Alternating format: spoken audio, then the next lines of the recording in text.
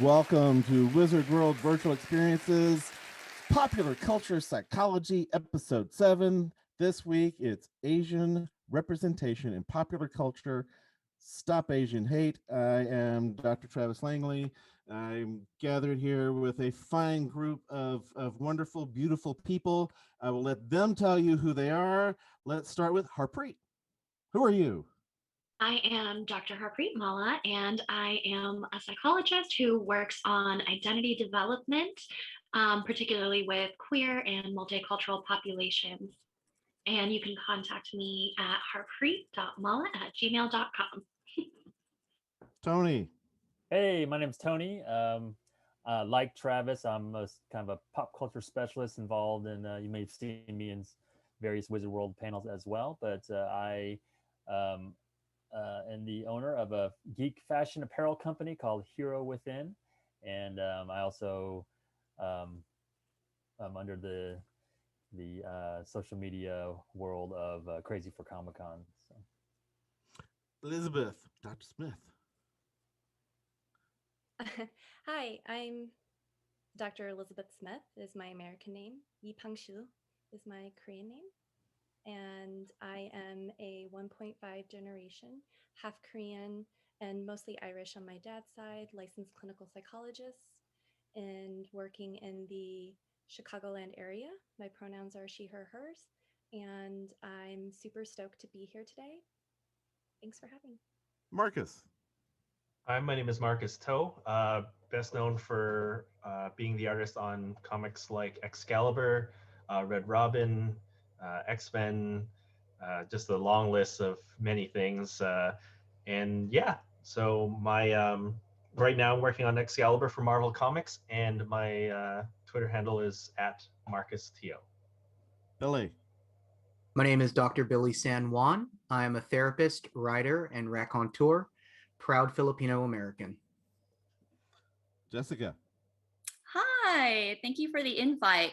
I am an international comics historian. I also moderate quite a bit of panels. I've done fan appreciation ones with cast members from Twin Peaks and also Parks and Recreation. I am a co-host for the Kaiju Kingdom podcast, and I've been on several documentaries talking about comics history, not just ones that are popularized in the Western world, but also internationally. And AMC, His Secret History of Comics. I was on an episode, different episode than Travis, but I was also on the episode there too. And yeah, I'm very excited. Thank you.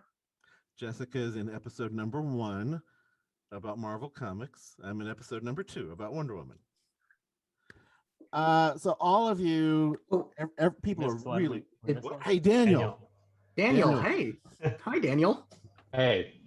Hello, everyone. I'm Daniel. Pronouns are he, him. I'm a writer, and when I'm writing in the geek space, as I often do, I use the pseudonym Pop Mythologist. I'm also the founder and editor of a pop culture blog called popmythology.com. I have a column there where I write about, or rather I use pop culture as a kind of launching pad to explore, real world issues that affect us and also are tied to human fulfillment and development, both for individuals and for societies. You can find me on both Twitter and Facebook at Pop Mythology. And happy to be here. All of us are aware that very much in the public eye there are issues related to public life, people perception, and even the hashtag we've got at the end of our title, the Stop Asian Hate. It's out there. Honestly, I think it should be even more visible than it is. 4 of us on this panel are psychologists, even if at least 1 or 2 of you can't technically use that word in the state you're in for licensing reasons, but we have doctorates in psychology. We're psychologists by the definitions those of us in academia get to say. The other 4, you have varying degrees of experience and knowledge. You're all involved in storytelling one way or another. And I think simply having an interest in human nature, you're already a student of psychology regardless. And to start out, we got several people thanking us for doing this. Lawrence Brenner on Twitch, all wonderful people. TS on YouTube, thank you all for doing this. And I've got to ask, let's start with your early experiences, early in life, when you were developing, and even before you were thinking questions like, who am I? What was your awareness of Asian representation in popular culture? For me, I was seeing it as this Anglo guy, not thinking about it, but I have the privilege of not thinking about it. What was it like for you guys? And don't be polite, jump in. I'll kick us off. So my parents immigrated here from Korea about a year before I was born, and we moved to a suburb in Dallas. And I was like, I wasn't the only Asian. I was like the only like other in the in elementary school, and most of middle school. It wasn't until high school that there started being a little bit more diversity. And it was, like many people's experience, it was very difficult. That was the first thing anyone ever saw, that I was not like them, and I was constantly reminded of that every day. And for the most part, it was a very difficult and challenging childhood. I got in a lot of fights, and everyone wanted to test it to see if I knew karate, and it was just like that, the constant sort of everything from racism to microaggressions and all that many of us have experienced. And ironically, though, in my sort of retreat from it, I kind of gravitated towards pop culture and comics. That was kind of like my sort of escape. And things like Superman, those kind of stories of, a character from another place and culture coming, trying to fit in, trying to find their voice, feeling that sort of orphaned or alone, that sort of feeling. I really identified with that, and it resonated with me. It informed much of who I would become as far as my love and enthusiasm for pop culture. But yeah, it was very difficult, and I moved to California about 15 years ago, and just instantly fell in love with it because it was so different than what I grew up in. So still a lot of obviously problems here, and we can talk about that later, but yeah, that's kind of like my story. So I got into comics, RoboCop, Terminator, Superman, all of that at the age of 3. So I started fairly young, but at that time you weren't aware of racial issues. And at that time, I was in Florida around the ages of 2 to 3. I was born and raised here in the United States. So I gravitated toward characters that were small, like me. So like R2-D2, Yoda, Ewoks. However, I didn't really notice until, I want to say, my parents loved Bruce Lee and Jackie Chan, so we kind of thought that was like the staple in the genre. But all the superhero characters, granted, we know the Terminator is not really human. They were all Caucasian, but I just kind of liked the characters. It wasn't until really Power Rangers where I realized that Trini is the Yellow Ranger and then Zach was the Black Ranger. And then I was excited. At the same time, I felt that was a little bit odd. I don't want to look more into that at the time, but it was really my first experience with someone who spoke English and was Asian American and was female. Because before then, Jet Li, Jackie Chan, they were still males, they were still men. So I liked those characters, but they weren't female. They didn't really look like me, they didn't represent like me. So it took a long time. And I really think the first one that really came into me pop culture wise was Lucy Liu in Charlie's Angels, because she spoke perfect English and she was with 2 other Caucasian women. So most Asian American women or Asian women I was exposed to were from already like Chinese dramas or other Asian dramas, but they always had an accent, and you could tell that they weren't born and raised here, which is what I was. So it really took a while for me to find characters that I felt was a good representation of really who I was. So it wasn't, I was raised in an Asian American and Mexican American neighborhood. So you don't I saw my mom every day, so I didn't realize representation was really that needed till Power Rangers, when I realized something, it's like an internal stirring that you feel, and then you start to question and ask your parents a lot of, been like, where are they? Like, Batman's very cool, but I don't look like Bruce Wayne. I don't even look like Barbara Gordon.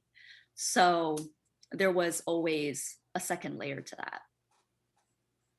I'm not even sure if an Asian character ever appeared on the Batman 66 show, except when Bruce Lee appeared as Kato. Yeah, that sounds right. Not sure. All right. So as expected, you know, a lot of things that people are saying is already resonating with me. As with Tony, you know, I kind of found my escape through pop culture, comics, TV, movies, things like that at an early age, because I was a bookish child and not very into sports and all things that boys were supposed to be into and things like that. However, the escape itself became problematic in a couple of ways. One is the kind of lack that Jessica was talking about, lack of representation just in general. And even when we did see representation, it was highly, highly problematic in all kinds of ways that the panelists will be talking about today, I'm sure. And what kind of happened as a result of that was like this complex, tortured relationship with myself and with the media, which was my world because I was such a media kid. And, you know, we all kind of are susceptible to internalizing white supremacy in various ways. So it started to become this thing where as long as I wasn't seeing Asian people, and by Asians, for the most part, I'm including Asian Americans, unless I kind of like specifically pointed out in some cases where I want to differentiate. So I didn't see any Asian Americans or Asians. And when I did see them, they were highly embarrassing and problematic. So I had this sense of shame in which it was actually preferable to just continue not seeing them, because then I could at least kind of kid myself and subconsciously start to think that maybe I was also white and therefore normal and therefore part of the world of normality and part of the dialogue and in the sort of the primary space, right? And then every now and then I would see an Asian character pop up, and it'd be someone like Long Duck Dong on 16 Candles, of course, and it was so painful, right? Or even just going outside, and that then became reflected in my life where I go outside, I'm walking around, and as long as I wasn't seeing any other Asian people, I was fine, and I would start to believe I was white in a way, and you know that was great in a way, in a twisted way. And then I see an Asian person, I'm like, whoa, and that reminds me of me and who I really am, and it just kind of like triggered all kinds of tortured, complicated feelings of shame and self-loathing. So there's this other aspect to the escape in which, yes, it was kind of my refuge in a way, and yet the refuge itself created all kinds of problems that have been a recurrent theme all throughout my life. So there's kind of that aspect as well. I absolutely relate to that. You know, the myth of the model minority. I always struggled because I would go to school and it would be an individualistic culture, and then I'd come home and it would be a collectivistic culture. But with Filipino and Filipino American history, colonization and militarization, it was always a part of my struggle and my identity. One of the moments when I really, really learned I was not same but different, but just different, was I was at an Asian supermarket and there was a security guard, and he was not AAPI. And I came in and he was blocking my way, talking to someone else. And I just kind of stood there. I was young. I was just waiting for him to move, as someone with pro-social behavior would do. And he looks at me, gives me a look that looked almost as if I was an idiot. And the first question wasn't, what do you need? Do you need help? Are you looking for something? The very first question was, do you speak English? And I was so taken aback, I didn't, of course I spoke. I was the co-editor-in-chief of the literary magazine in high school. Yes, I spoke English. So while I was trying to process that, he looks at me, shakes his head, and goes, go around me. But he says it in that way that a lot of AAPI community members experience from other people, where the whole go around type thing, as if being louder and slower in your speech would somehow act as the TARDIS translation device? It does not. Yeah, I think of a lot of, situations in which, so I'm actually Indian American, South Asian. And I think, first of all, just feeling left out of every group. I feel like we, kind of got all the hatred, of course, from like Arab stuff after 9/11, because then we were lumped in with them. And then now we're not Asian enough to be Asian, but actually definitely classically Asian. And in fact, South Asian is the category. And just kind of feeling left out in all these different ways. And I don't know that I saw any good representation until, very recently. So I think what we had was a coup. And I know we've talked about that on different podcasts before, but that was not great, right? That the options you had, of course, were either doctor or gas station person. And that's kind of what I grew up with. And people regularly would come to school and then kind of do the accent with me and on me and expect me to like laugh and play back with them. And, I really feel exactly like what Daniel said. It's almost better to like not do that. Can you just like, let me define myself? In fact, let's not even go there if you're not going to do it right. And I think in recent years, also just being really hurt by the fact that, like we have, I think Kamala Khan is probably the first person that I can really think of in comics. And she's Pakistani and she's amazing. She's Miss Marvel, but like that's all I can really think of in terms of like recent wins for us. I guess, well, for me, I think I'm the only Canadian on the panel, but we in Canada have similar, kind of backgrounds, history, and things like that. And my parents came to Canada when they were in their teens, so they went through the 70s and into the 80s here. So I felt, luckily they prepared me for a lot of things, but as I'm sure like a lot of people understand, is the preparing of these things are scary. Like parents kind of make sure that, oh, are these parents okay with you being in their house or like this and that? And that was 100% a thing. Like I grew up in a small city in Canada called Red Deer, like 50,000 people. So like a city, but like probably only like Daniel, Tony, sorry, the only anything other than Anglo-Saxon. Though, but I went to a French Canadian school too, so French Catholic school too. So there's a lot of, people from the East that grew up there. And most of the kids were like awesome. Like, I played a lot of sports as a kid, but maybe I'm, growing up playing sports, I was always more aggressive in general, so confrontational in some ways, because when you play sports, you kind of have to have that mentality. But one thing that I did notice, and I noticed later, is really how my parents were treated by other kids' parents. Where whenever we went to parent-teacher interviews, everyone's talking to each other, and my parents are in the corner. But all the kids were pretty good to me generally. But you still get these. When it comes to Asian culture, and especially in a place that really has none, I felt like I had two lives. I had home life and what I was supposed to be like outside of the home. You eat certain foods, you talk a certain way. And that kind of became the same thing with me with pop culture stuff. So at home, my parents would go to the one Chinese food market where they rented VHS tapes, and then you would just get the latest ripped off VHS series of whatever, right? Like, so Jet Li movies, or like there was this one early 90s Monkey King series that we watched a bunch of, and stuff like that. And that was really the only connection to Asian culture that I had growing up. And it wasn't comics. I got comics elsewhere, and it wasn't sports because I got sports elsewhere. So I always felt like I had to act a certain way for certain things, and just to kind of get through without causing a problem, and I think a lot of us Asian people were kind of generally taught to be like, don't cause a fuss. You don't want any, like anything bad to happen to you. So just don't, get in the way, or don't bother. And it took me a while till I got into my, 20s and 30s where whenever people come at me asking if I spoke English. I mean, I live in Toronto now, very multicultural city. You still sometimes get a random guy stopping you in the street asking if you speak English. And so, you know, sometimes I try to be confrontational because again, you're so used to sometimes being, oh, I should just let it go. You know what? I'm not going to let it go.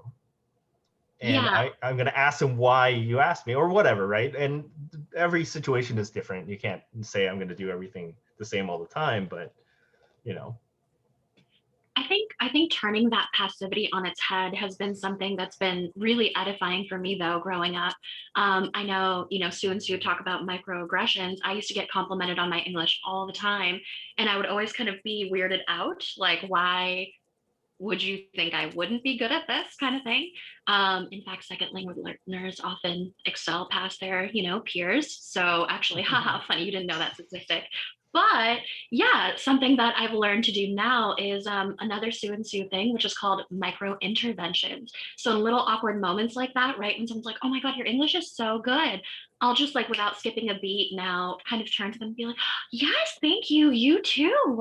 Right. And they'll always kind of have this like, me? Yeah, you too. Your English is great. My English is great. It's wonderful. And then just kind of like wander away and let them sit with that. And I found that really, really empowering. Yeah, and I think the real thing, and most people don't mean it, and maybe I'm just being too passive about this, but I do feel that most people don't mean it.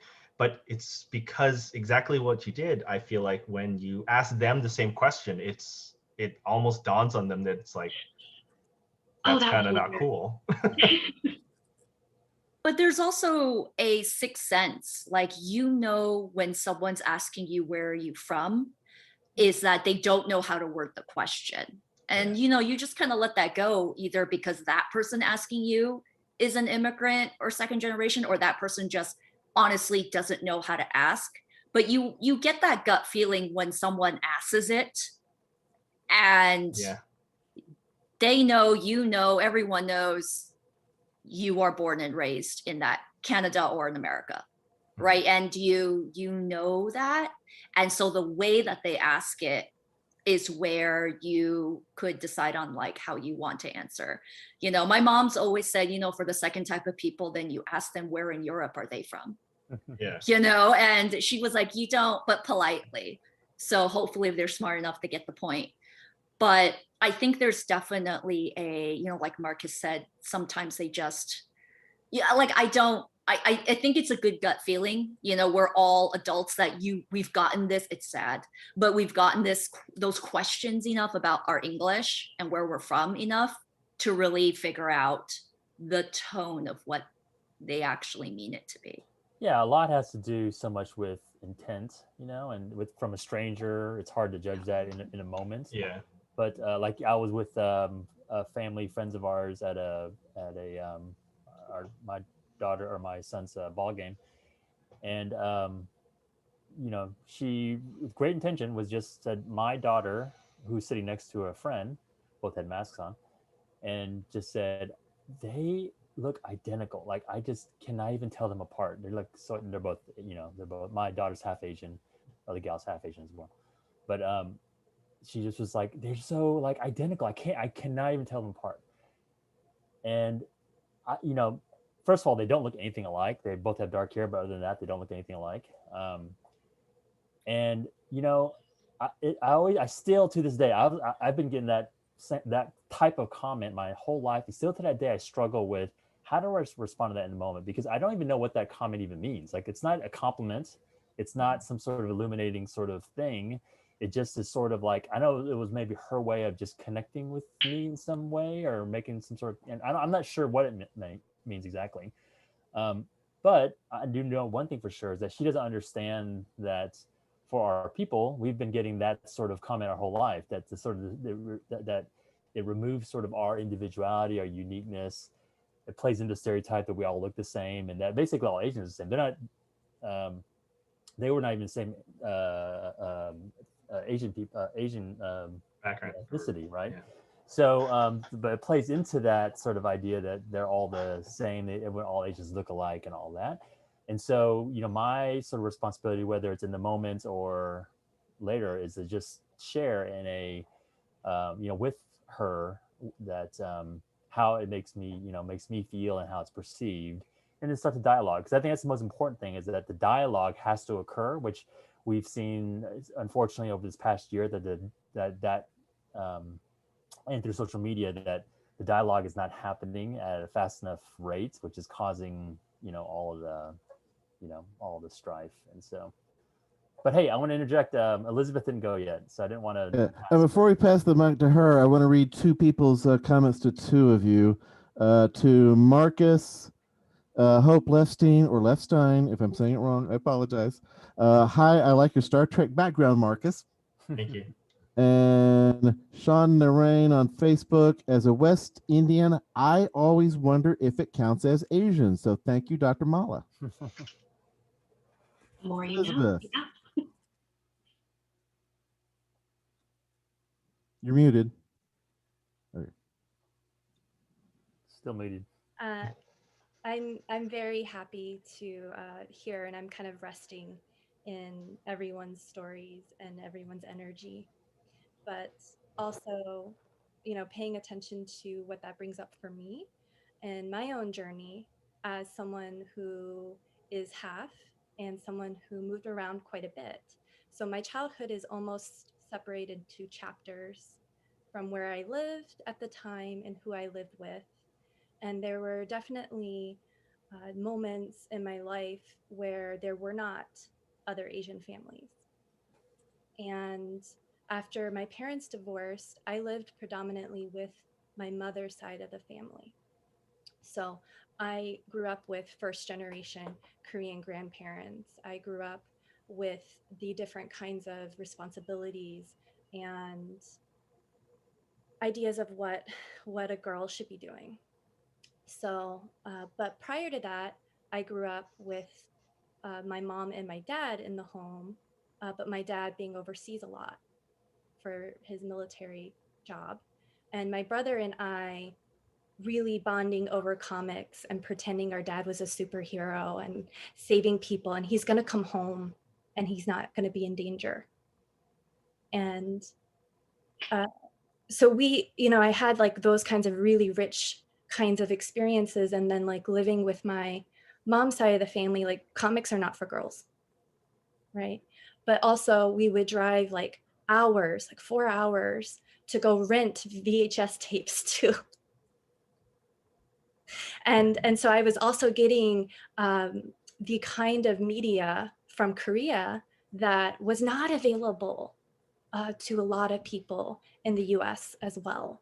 So I was getting, a variety of different kinds of exposure, but also having those experiences of translating for my grandparents and people talking down to them, or people saying things like, oh, where's Chinaman? Where's Bruce Lee? When they're referring to my grandfather. But, would they have said such things if my grandfather was not Asian, if he was not a Korean man? And they would say it very playfully because they wanted to go smoke a cigarette with him, or they wanted to go hang out with the cool Asian guy. But there were many, many times where things were different, and definitely different media representation looked differently at different times. So I think one of the things that 80s cartoons did beautifully is they had a lot of cartoons where the racial component was more obscure or wasn't really as present to tell human stories. So you had the Smurfs, you had this, were the Snorkels 80s? Right, but then you had, the Care Bears, you had Arthur, and, all of these different kinds of cartoon representation. But we also had really amazing writers like Jim Lee doing Wildcats and X-Men, and we had, a variety of other kinds of media too. We had a lot of different kinds of influence, and I think that some were done really carefully, thoughtfully, and some were not. Some were definitely not. And it's really wonderful to recognize how all of this shapes, young minds too, and how that impacts identity development throughout the lifespan. And it also impacts, how do other people see us? How approachable are we? But also, do people really understand a lot? Because not only are we looking at the representation, but also the invisible aspects, what is not present.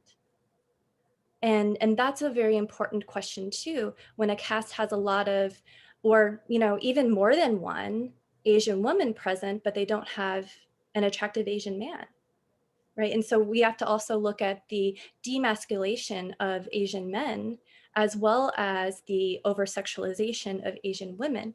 And when people say that racism isn't gendered, it's kind of questionable of like, oh, what are you seeing? Because even in the history that is being taught in schools, Illinois just passed that Asian history, it just passed in the House that Asian history is going to be mandatedly taught in schools. And that is huge.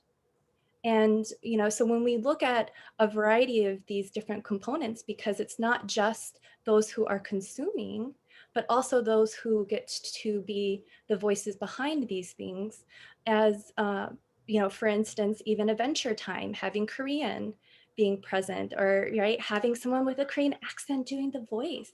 We Bear Bears. And so there's like a variety of different aspects of this representation and how it's changing, and how we are being able to collectively come together. And a lot of us are still finding the language. And it's also, very important, because none of us represent all Asian American experiences. We can't. And there are a variety of different kinds of experiences, transracially adopted people. There are people who specifically don't date Asian men, and who are now coming to recognize some things about that, and their own internalized ideas and oppressions, and they are being shaken out of their complacency. And in addition, a lot of our parents and our grandparents did not speak about these things. And they didn't speak about it for a variety of reasons, including not wanting to burden us. And so for a lot of people, they are still finding their voice. And that's also a very important piece, is that trauma of realizing that you didn't speak up previously, of realizing that, oh, where was I when this was happening? When we talk about Asian representation, the best and the worst, Officer Tao is gonna make, oh, that was like a not great representation right there. Sure, but also, what would have happened if people had more education about trauma reactions, and how people can go into that freeze, people can go into that appeasement and that fawning, and a lot of times aren't doing the speaking up, because not everyone goes into fight mode, and not everyone finds their voice right away. And when we're looking at representations, and we're looking at who can we stand with in solidarity, and keeping in mind that a lot of us are still learning, and that's okay too. Someone was starting to say something. Oh, just wanted to just hop on the last end of that. Dr. Smith, I love what you said about, we're still trying to find the words, we're still trying to find the language. We're creating that language as well as how to fit into society, so that we can speak up using the words that may not exist, because we are a generation that's finally able to tackle these issues, and a mix of where we came from, where we are now, and where we're going. And I feel like also Absolutely. understanding our parents and why they didn't speak out, and not like, 'cause again, different times, but like you said, they kind of went through different things, and why they didn't do it is also a valid reason to at least understand why it happened. I think there's, Absolutely. I think. Oops. no, you go ahead. Okay. Yeah, no, I think one of the big things that we've noticed about any of the Asian hate that's gone on, right, is how long it took for us to speak up as a community and how long it took others to also acknowledge what was going on.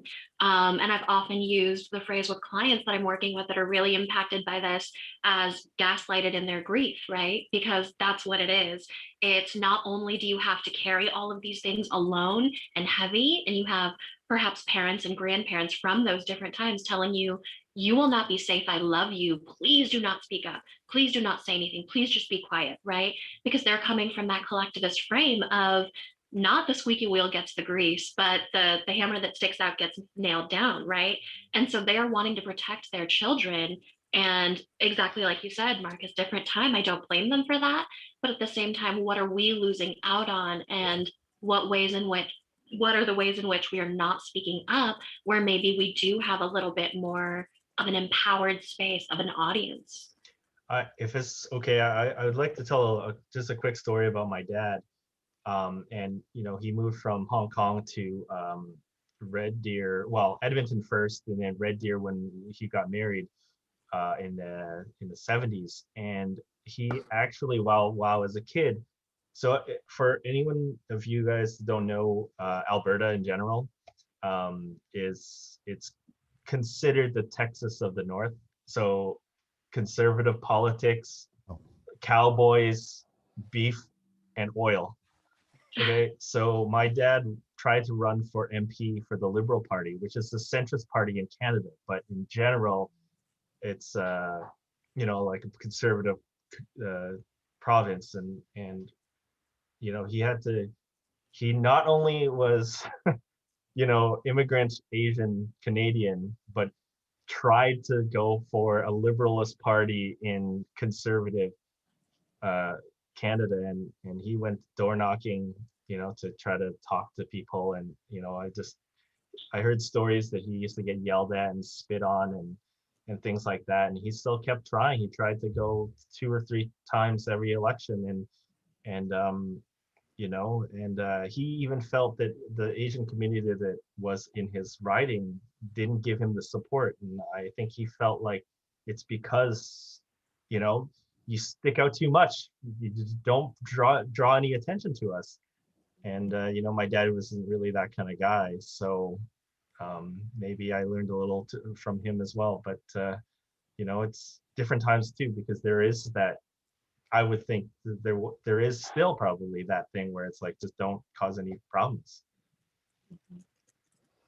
Frederick Lamb on Facebook comments, loving the CW's new Kung Fu series. The reboot series is doing very well and standing out amid anti-Asian violence. Some of us, before we started, were wondering about that. We haven't seen much of it yet. Sam Koladej has a couple of questions here. One ties into something Jessica wanted to bring up. He's asking, how can pop culture be used to even begin to detangle cultural appropriations? So what was it you were wanting to distinguish, appreciation and appropriation, Jessica? Yeah, I think, for us, because we're on that side of the spectrum, we know what's appreciation and what's appropriation. But I've had friends, for those who genuinely ask, they want to know where that line is for them. At the same time, how do we view it? Such as if they love Chun-Li or they really love Shang-Chi, a part of them want to, and I appreciate them for wanting to double check themselves. I love the character, but how do I know I'm not appropriating it? Or when do I show appreciation for it? At the same time, on the other flip side, they asked, many Asian American or the API, community is really excited for Asian-led films. We've got Mortal Kombat, we've got Shang-Chi coming out, we had Crazy Rich Asians. But for the 2 former titles, they said at the same time, you as a community say, we don't want to be known as people who only know martial arts. And yet, but your leads are martial artists. So we don't get it. What exactly is happening? It seems like we're being sent a mixed message. What is going on? That always ties into kind of how we feel about it, and how they were like, you enlighten us on what's actually going on. Because for the second portion, we're very confused. At the first portion, we also don't want to post-vaccine, we don't want to creep you out. You come over to our house, it's nothing but like, Chun-Li statues or something. I like other things, but how do we know they want to be much more aware and much more compassionate and empathetic. And so I can see why those two are such concerns for those that are non-AAPI community. I would love to chime in on this and say the difference is, everyone, like happy to clarify. So appropriation is taking an aspect of someone's culture and then sort of tokenizing it or using it for your own gain without that genuine appreciation and acknowledgement of their culture. I am so happy to have this moment because I'm going to use yoga as an example. For example, martial arts, I think, has always done a fairly good job of at least being associated with Asians, like we know where it came from. Yoga, on the other hand, has been brutally appropriated so much, so that sometimes it's like this Lululemon workout thing, and that's not what yoga is. You can wear Lululemons while doing yoga. I am so okay with that. But yoga is an Indian religious practice. It is inalienably, that is what it is. And our religion isn't one that requires you to convert or anything like that. So that is not what I'm saying here, but it is a spiritual practice. It is one that is connected and deep and beautiful. It is not a workout. And then Alabama recently passed legislation saying, we are bringing yoga back into our schools, our elementary schools, but we don't want to spoil the children's minds and indoctrinate them. That's what's in the legislature. And so we're now going to fully decouple it from India. We're not going to say namaste. We're not going to any of that. That is the key definition of appropriation, is when you take something from someone else's culture that you appreciated and found the benefits of, and then refuse to in any way acknowledge their roots, where it came from, or the complexities of that culture, right? You don't want to dig any deeper other than, I like this part, I'm just going to take this part. And it's very similar Pendulette, for all. Penn Gillette commented that when people are talking about yoga, most of the time when they've separated it from its source, it should just be called stretching. And somebody else was speaking. It's very similar with martial arts. The general idea of martial arts in the majority culture is it's action-based, it's movement, it's fighting. Every single martial arts, most of which are from Asian Pacific Islander cultures, there are some that are South American, I think one or two that are North American. It's an entire credo, it's an entire coda, it's a way of being, it's a belief and practice system, it's a morality. Bruce Lee's Tao of Jeet Kune Do, half of it is how to practice techniques in proper form. The rest of it is very existential philosophy on life itself. So in very much the same way with yoga, if all we're seeing on the big screen, on the silver screen, is chops, kicks, and backflips without the understanding of the philosophies that are very reflective of Asian culture, what you're doing is bastardizing an entire culture. Absolutely. Yeah. I ended up being a black belt in Taekwondo because of my mother's deep obsessional love for Bruce Lee. And I bring that up because I always kind of wondered, like, what is your obsession with this? And why do I now have to live out this thing? But it's because she wanted, Billy, kind of what you were talking about, all of those other deeper kind of aspects of it in me. She wanted me to have that calm. She wanted me to have that grace to know when to use it and when not to, and to truly kind of, experience it in that way rather than, oh, I just want my daughter to look cool, right? And so I think that's the difference, is the investment of love, how much you're willing to dig into something for that. We And are also- we are already approaching the hour, I want to point out. So we will be out of the way before the hour, but we are going to continue the conversation. We'll keep recording this for as long as we're into it, and then we'll post that online within the upcoming week. And so Okay, so someone was just commenting on what she said, but I want to go ahead and get that out there so we're all aware of that. We're leaving in a few minutes. The live stream ends in a few minutes. Okay, you were saying? At the conversation about, I think that was Daniel was saying something. Well, Liz, you go first. I was just going to point out a few things about appropriation and appreciation and how that also comes up in the cosplay world. And some people don't understand still that blackface is not okay. It's not. And at the same time, people will cosplay characters that are Asian. And in actuality, a lot of times I see that as appreciation. I see it as wonderful when somebody is cosplaying different anime characters, different, right? And you're going outside sometimes even the gender norms, right? So I think that that's also sometimes very, very beautiful. But you know, we also have this conversation about, you know, what's appreciation, what's appropriation, also within the mental health field. So when people talk about yoga, people talk about meditations, people talk about a variety of things, but they're also saying these things like it's new. Mhm. And no, this is part of our ancestral healing. This has been around for centuries. And to also, you know, I guess position myself, my family maintained their Buddhist practice when they came and when we came, and that's unusual. A lot of Koreans are not Buddhist still, and you know, that's a thing for community and a variety of things as well.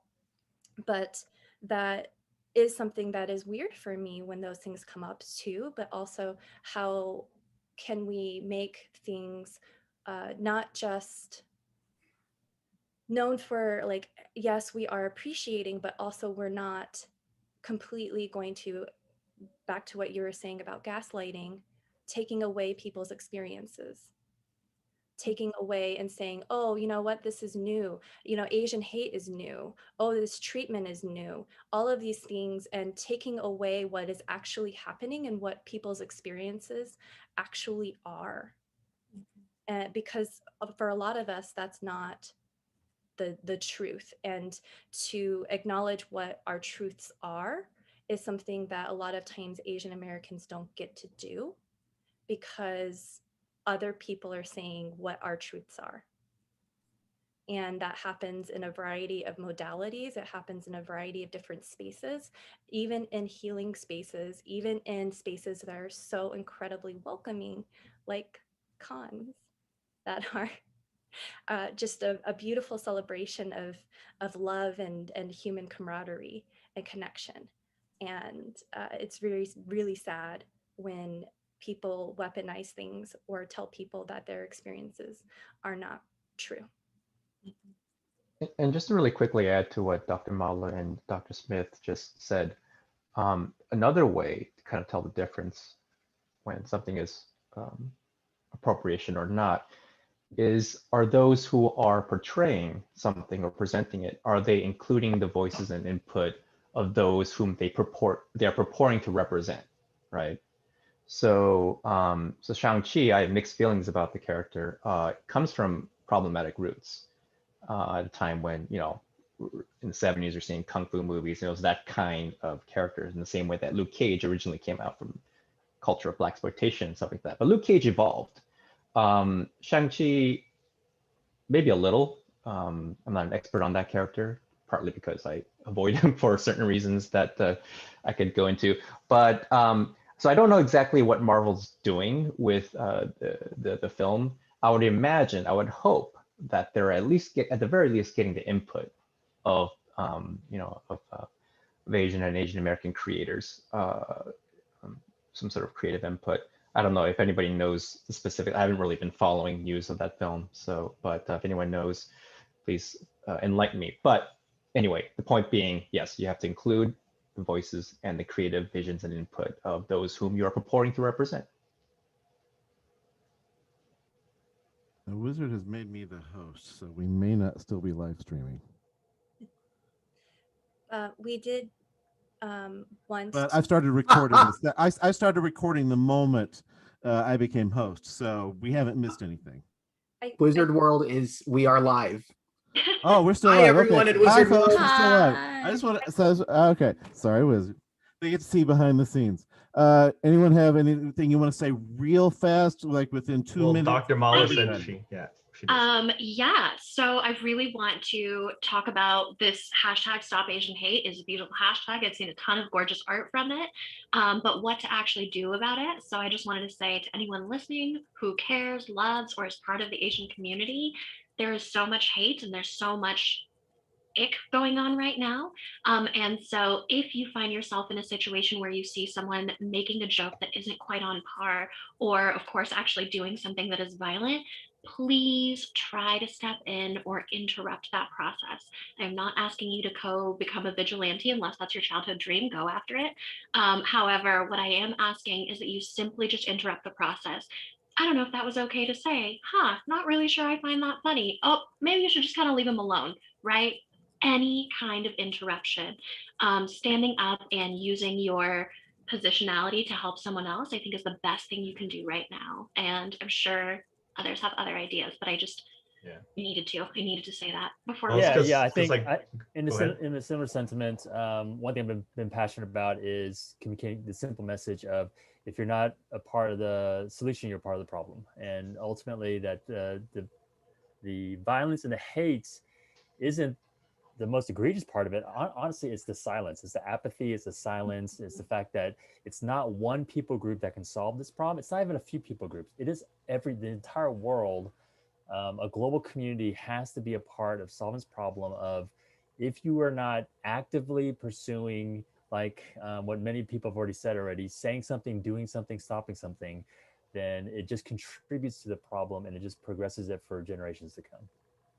And Daniel, go ahead. Well, a couple quick things. I super agree with what Tony just said. There's no neutral anymore, if there ever was. Right. You're either complicit or you're for the solution. Mm-hmm. Having said that, yes, there are some obvious concerns that people have about intervening safely, right? That's always a concern, and that's a legitimate concern. A first step for many people could be to take a Zoom course or a webinar in safe intervention. I don't know. There's plenty of them out there, or maybe not plenty, but I know there are some of them out there. I'll drop one link in the chat box of one that's coming up, but it's just one among others that are available, and that could be a good place for start for people who aren't sure how to start. And Elizabeth, you want to talk about the holoback paradigm real quick? Yeah, so Advancing Justice is a wonderful, beautiful organization, and they have a beautiful training with the 5 Ds, which is a great way to make it memorable. But one is, if you don't feel safe to get involved, to even distract, to interrupt what's going on, and to also keep in mind that you can do a variety of other things, such as saying to someone like, oh my gosh, long time no see, like, let's get together, and act like the person who is being attacked in that moment. So there are a variety of different kinds of tools that people can learn, but it is hard sometimes to get out of that trauma response of freeze and also that bystander distribution of responsibility. So if you are practicing in advance, what can I do? How will I approach this? It can be a very, very powerful way to prepare yourself to be an upstander, or to just be an ally. I know when I was harassed recently, no one stood up, and that's horrible. And some of us could maybe even talk to their experiences with that too. All right, now we do have to call time. Also, we have a Wizard that says we're welcome to come back and continue the conversation with them another time too, but we're going to keep talking among ourselves. Our recorded of whatever we continue talking about will be at the Comic Con Fusion channel. Real quick, what's your social media? 10 seconds each. Where can people find you? Harpreet. Harpreet, right. I am just my first name dot my last name at gmail.com. That's what I've got for now. I'll let you know when I join the modern world. Tony. You can find me at Crazy Number 4 Comic-Con. It's on my little name plaque thing, and find us at herewithinstore.com. Elizabeth. I'm at Lizzie NS, N as in Nancy, S as in Sam. But most of my social media right now I'm doing for not-for-profit. So my social personal stuff's more quiet, but that's where you can find me. Marcus. My name, at Marcus Toe, and you can find me on Twitter. Billy. At Billy_Sense, BILLI_SENSE on Twitter and Instagram. Mabuhay. Jessica. On Facebook, the Kaiju Kingdom podcast. We're also the same email along with Twitter, Instagram, and everywhere podcasts can be found. So it's me and my co-host. And I'm Travis Langley. I'm easy to find. Daniel. Thank you all for joining us. Daniel is in my blind spot, which is ridiculous. What did I do, Travis? Why are you mad at me? I've known you longer than I've known a bunch of these folks, and Daniel always gave my books good reviews, and I did this. Daniel, where can people find you? Just look up Pop Mythology for Facebook and Twitter. And very quickly, I'm volunteering for a pro-democracy nonprofit called Common Sense Democracy. Twitter recently suspended the account for no good reason. We didn't break any rules. I had to start over. No followers now. If people could follow that, that'd be helpful because it's very discouraging to have to start from scratch. Thank you. Common Sense Democracy. Common Sense Democracy. All right. Bye. This is Thanks for for coming. real.